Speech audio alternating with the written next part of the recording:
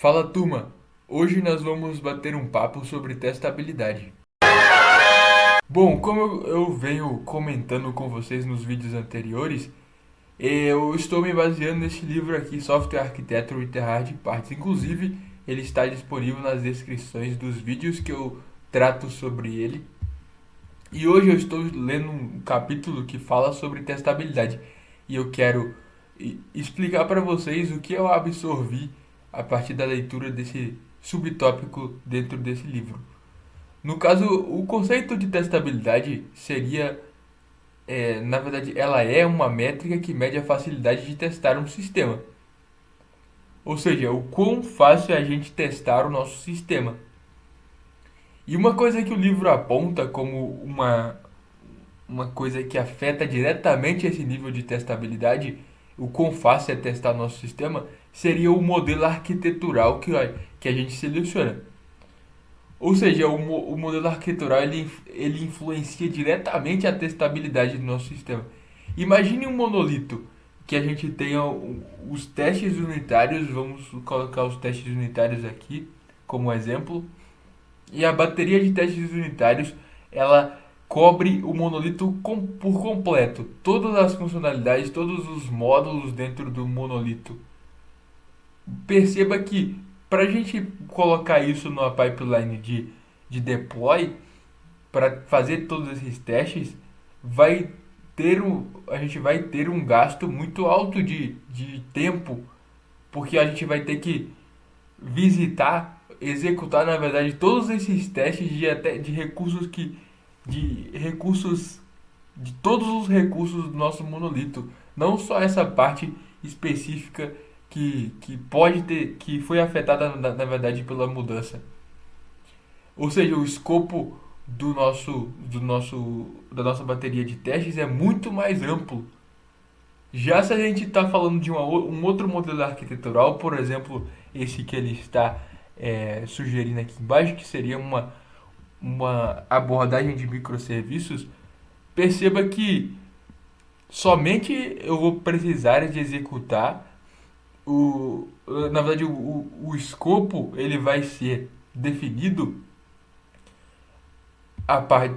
o escopo de testes na verdade da bateria de testes vai ser definido na verdade é, baseado em todos os testes daquele módulo específico, daquele serviço específico, na verdade, mais os testes dos serviços que aquele serviço ele consome, para a gente validar que se tudo permanece funcionando. Então, na imagem de baixo a gente percebe que quando um serviço ele se comunica com outros serviços, eu preciso o meu escopo de testes ele se expande porque eu vou ter que a cada deploy, além de executar os testes do serviço A, eu vou ter que executar também os testes dos serviços que são afetados, que na verdade esse serviço A ele consome ou entrega algum recurso ou é consumido por outro serviço. Então todas as dependências desse serviço A vão entrar no nosso escopo de testes para deploy. Então, mas perceba que quando a gente parte para um modelo mais modular, um modelo mais pulverizado, a gente pode receber os benefícios caso a gente tenha um controle bom de limite e que esse nosso serviço ele seja o mais autônomo possível, que não necessita de conexões com outros serviços. Por último, eu gostaria de trazer para vocês o conceito de cobertura de testes, que seria ele na verdade essa métrica ela indica o percentual de linhas de código que os seus testes alcançaram, que os nossos testes alcançaram no caso. Ou seja, vamos supor que a gente criou um teste para poder validar uma soma de e a gente tem uma condição lá nesse teste de soma. Na verdade, a gente criou um teste para validar e colocou como os valores somente valores positivos. Então a gente está testando somente somas com valores positivos. E dentro da nossa função de soma que a gente está testando, tem uma condicional que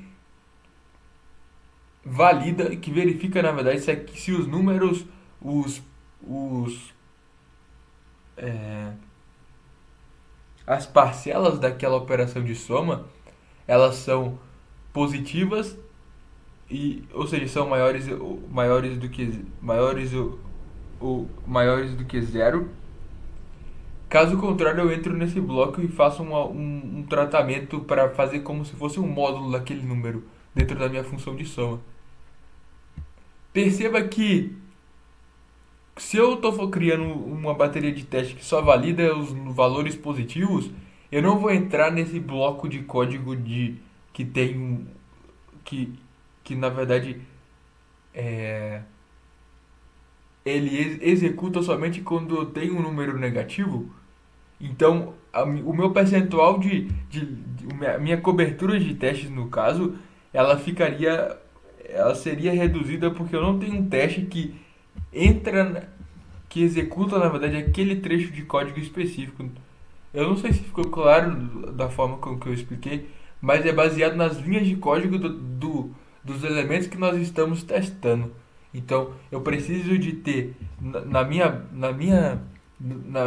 base de testes, testes que alcancem todas essas áreas do nosso código para ter uma maior cobertura de testes. Mas vai ficar mais claro nos próximos vídeos, onde eu vou explicar para vocês de forma prática como funciona essa questão de cobertura dos testes. Bom, turma, esse foi o vídeo. Hoje foi um vídeo mais conceitual para introduzir esse tema de testes aqui no canal. Nos próximos vídeos nós vamos aplicar esses conceitos na prática, usando a linguagem de programação Go, talvez utilizando Python também.